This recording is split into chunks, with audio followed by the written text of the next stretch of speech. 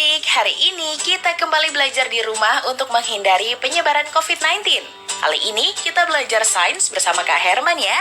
Ayo siapkan alat tulis dan bersiaplah menjawab pertanyaan. Kerjakan pertanyaan ini sebagai tugas dengan bimbingan guru atau orang tuamu ya.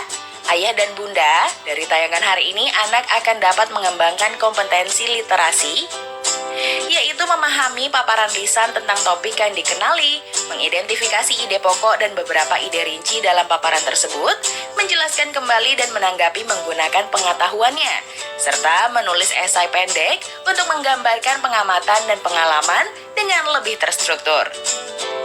Sekarang mari kita simak pelajaran dari Kak Herman.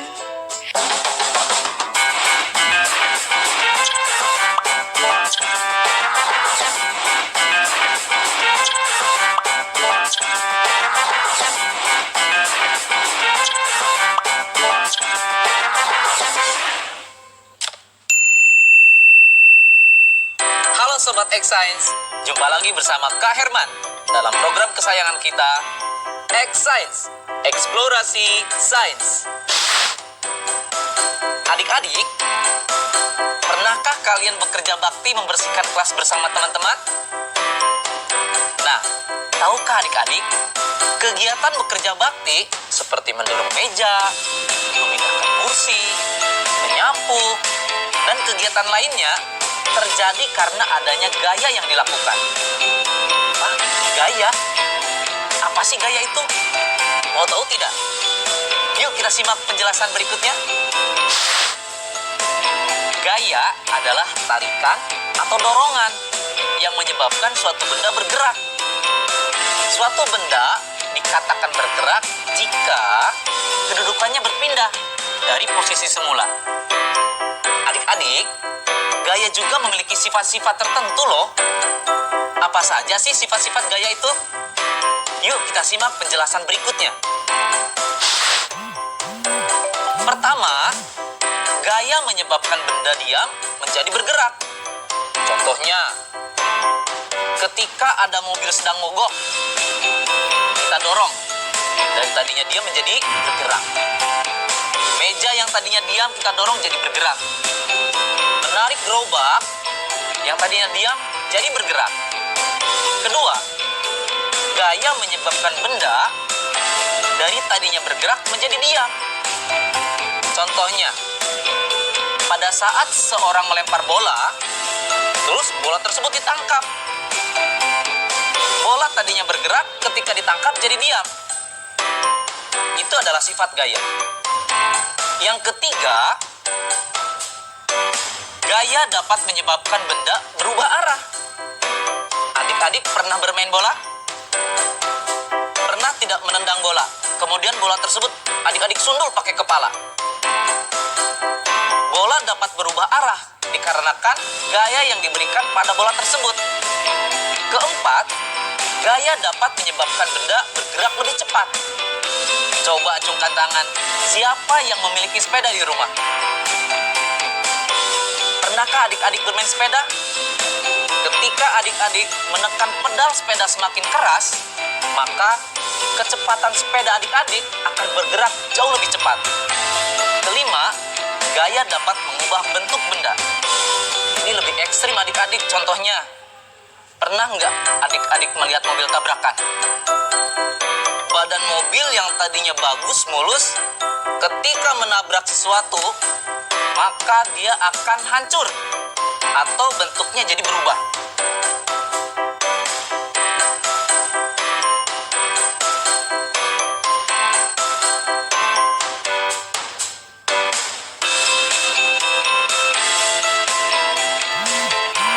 Nah adik-adik, ternyata semua kegiatan yang kita lakukan sehari-hari tak lepas dari yang namanya gaya.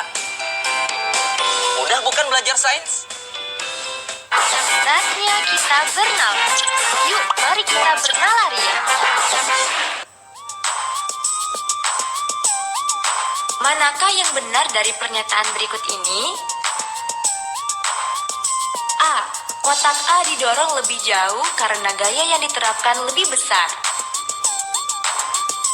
B. Lebih sedikit pekerjaan dilakukan pada kotak B karena gaya dan jaraknya lebih besar. C. Semakin besar jumlah gaya yang diterapkan ke kotak, semakin jauh jarak yang didorong. D. Semua benar.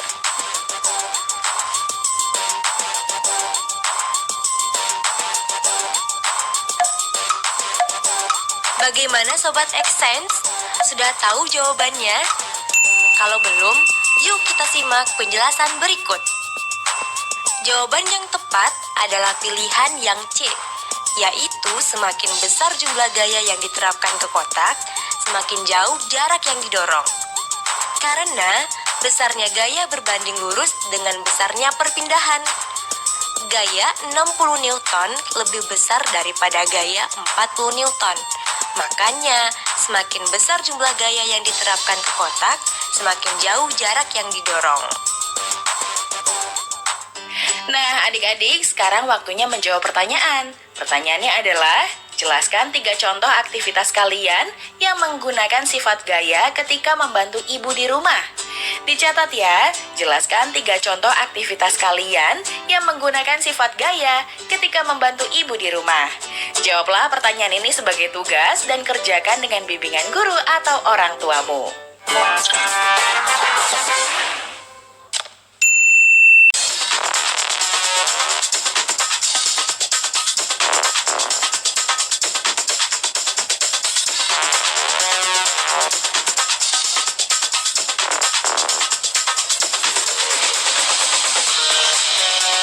Sobat Xsense, sudah lihat tayangan tadi kan?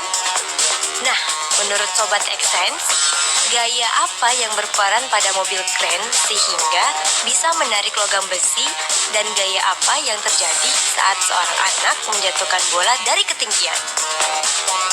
Mau tahu penjelasannya? Yuk kita simak bersama penjelasan berikut. Adik-adik, ternyata gaya itu banyak jenisnya loh. Kira-kira apa saja sih jenis-jenis gaya itu? Baik, kita bahas. Yang pertama adalah gaya gravitasi. Contohnya, gaya gravitasi adalah gaya gravitasi bumi. Semua benda yang jatuh pasti akan menuju ke pusat bumi. Yang berikutnya adalah gaya gesek.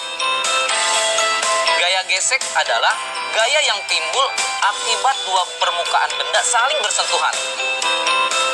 Contohnya, ketika seorang anak sedang bermain sepatu roda. Dengan memanfaatkan gaya gesek antara roda dengan permukaan jalan, maka si anak dapat berjalan dengan sepatu roda. Ketiga, gaya magnet. Gaya magnet adalah gaya yang disebabkan oleh tarikan atau tolakan antara dua benda. Contohnya, ketika kita menarik paku yang terbuat dari logam dengan magnet. Keempat, gaya pegas. Gaya pegas adalah gaya lenting pulih atau gaya untuk kembali ke keadaan semula. Gaya pegas ini dapat ditimbulkan atau dihasilkan oleh benda yang sifatnya elastis. Contohnya, pada busur yang digunakan pada saat olahraga panahan. Kelima, gaya listrik. Gaya listrik adalah kekuatan yang dimiliki benda yang bermuatan listrik untuk menarik benda-benda yang ada di sekitarnya.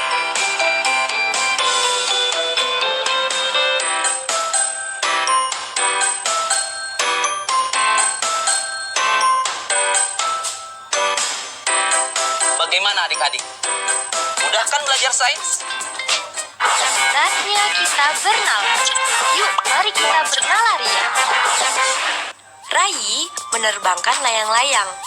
Kemudian ada angin yang bertiup sangat kencang sehingga mengganggu terbangnya layang-layang Rai. Nah, Sobat Xsense, pertanyaannya adalah: pertama, pada tayangan tersebut, huruf mana yang menunjukkan gaya gravitasi yang bekerja pada layang-layang? Kedua, huruf apa yang menunjukkan kekuatan menarik yang diberikan Rai pada layang-layang tersebut? Ketiga, pada kekuatan angin meningkat, namun layang-layang itu tetap di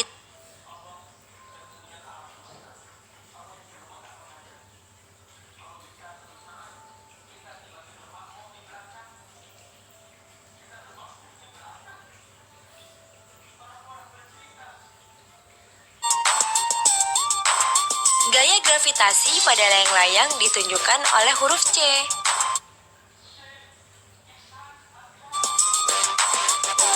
Gaya kekuatan menarik dari rai ditunjukkan oleh huruf D. Kekuatan menarik rai harus diperbesar sehingga akan sebanding dengan gaya angin kencang yang menghadang layang-layang tersebut.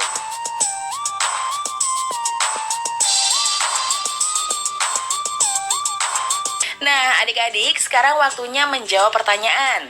Pertanyaannya adalah, lakukan percobaan. Jatuhkan 2 buah batu dengan ukuran berbeda secara bersamaan dari ketinggian yang sama. Apa yang akan terjadi? Tuliskan hasil percobaanmu. Dicatat ya, lakukan percobaan. Jatuhkan 2 buah batu dengan ukuran berbeda secara bersamaan dari ketinggian yang sama. Apa yang akan terjadi? Tuliskan hasil percobaanmu. Jawablah pertanyaan ini sebagai tugas dan kerjakan dengan bimbingan guru atau orang tuamu. Adik-adik, sudah tahu kan bahwa magnet itu dapat menarik benda yang terbuat dari logam, seperti besi dan baja. Kali ini, kakak akan mengajak adik-adik untuk seru-seruan bereksperimen. Membuat menara mur heksagonal di pinggir gelas loh. Nah, bagaimana caranya agar tumpukan mur tersebut tidak jatuh? Kira-kira gaya apa saja sih yang terdapat pada eksperimen tersebut? Mau tahu jawabannya? Ikuti dan simak langkah-langkahnya ya.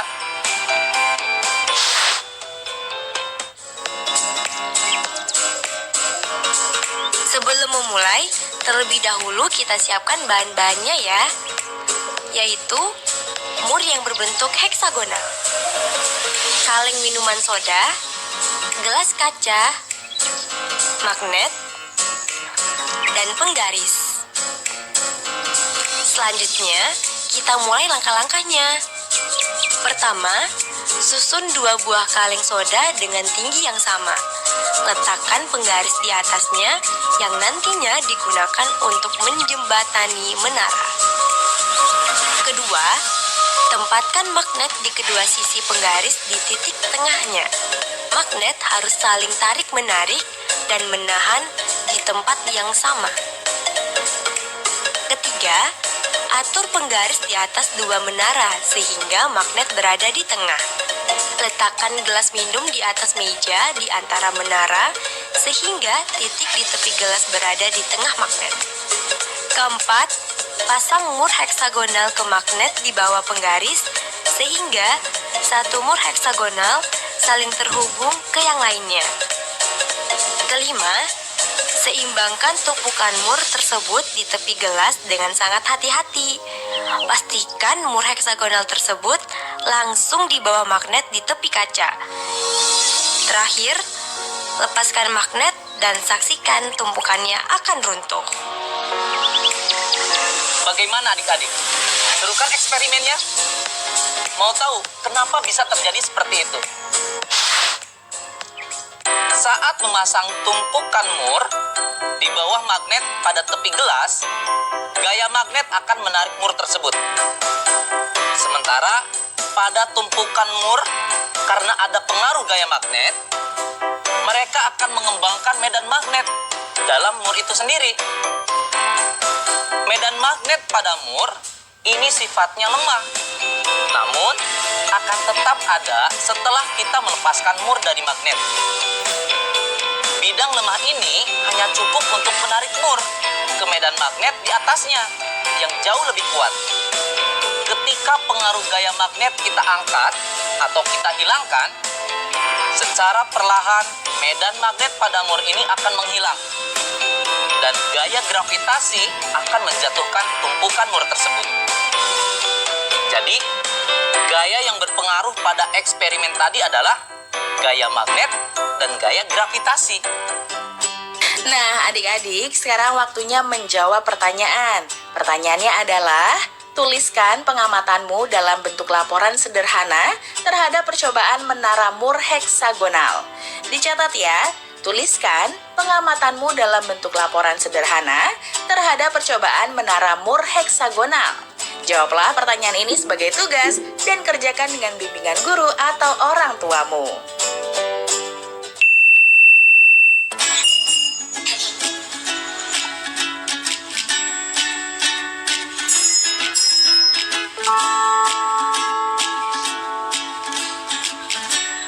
Mengapa bola kapas dapat bergerak-gerak?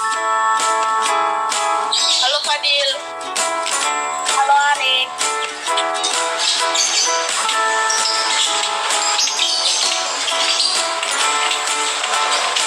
Mengapa hal tersebut dapat terjadi?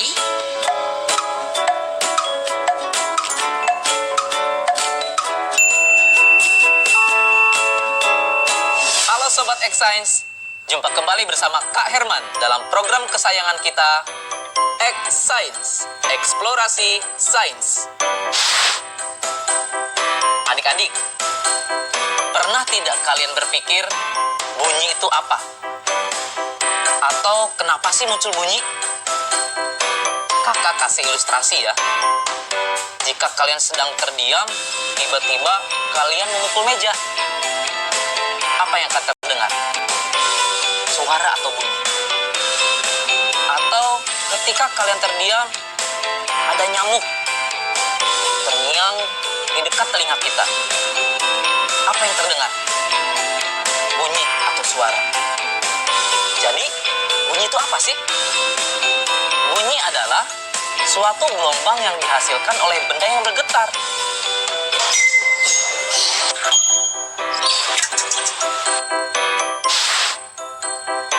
Adik-adik, ternyata bunyi itu memiliki sifat-sifat tertentu. Apa aja sih sifat-sifat bunyi? Yang pertama, bunyi merambat memerlukan medium. Perambatan bunyi dapat terjadi lewat medium, baik itu padat, cair, maupun gas. Namun, bunyi tidak dapat merambat di ruang hampa karena tidak ada medium di ruang hampa. Yang kedua, bunyi dapat dibiaskan. Pastinya adik-adik pernah mendengar suara petir kan? Kalau adik-adik dengarkan secara seksama, suara petir di malam hari akan terdengar lebih keras dibandingkan di siang hari. Kenapa coba? Pada siang hari, udara di permukaan lebih panas dibandingkan di malam hari. Akibatnya, kerapatan udara di siang hari jadi lebih renggang dibandingkan pada malam hari. Perbedaan kerapatan udara inilah yang menyebabkan bunyi dapat dibiaskan. Yang ketiga, bunyi dapat dipantulkan. Pantulan bunyi terjadi ketika bunyi mengenai suatu penghalang, sehingga dapat terjadi gema ataupun gaung. Gema, gaung, apa itu gema? Apa itu gaung? Gema merupakan bunyi pantul yang terdengar jelas. Contohnya, ketika adik-adik berteriak di tepi tebing, nanti akan terdengar dengan jelas. Sedangkan kalau gaung adalah bunyi pantul yang terdengar kurang jelas. Contohnya, adik-adik berteriak di dalam goa atau di dalam sebuah ruangan. Biasanya adik-adik akan mendengar suara yang tidak jelas. Bagaimana Sobat X-Science? Menyenangkan bukan belajar sains? Nah, adik-adik, sekarang waktunya menjawab pertanyaan. Pertanyaannya adalah, mengapa kita dapat mendengar gaung dan gema? Jelaskan perbedaan keduanya melalui ilustrasi berupa perbedaan dimensi ruangnya. Dicatat ya, mengapa kita dapat mendengar gaung dan gema? Jelaskan perbedaan keduanya melalui ilustrasi berupa perbedaan dimensi ruangnya. Jawablah pertanyaan ini sebagai tugas dan kerjakan dengan bimbingan guru atau orang tuamu. Bantu Kemendikbud menjadikan program belajar dari rumah di TVRI lebih baik dan menyenangkan untuk kamu. Ikuti survei evaluasi program belajar dari rumah di TVRI. Isi survei program belajar dari rumah di tautan berikut. Jangan lupa ajak orang tua dan gurumu juga ya. Adik-adik ingat ya, selalu rajin mencuci tangan dan menjaga kesehatan untuk mencegah penyebaran COVID-19. Sampai jumpa lagi.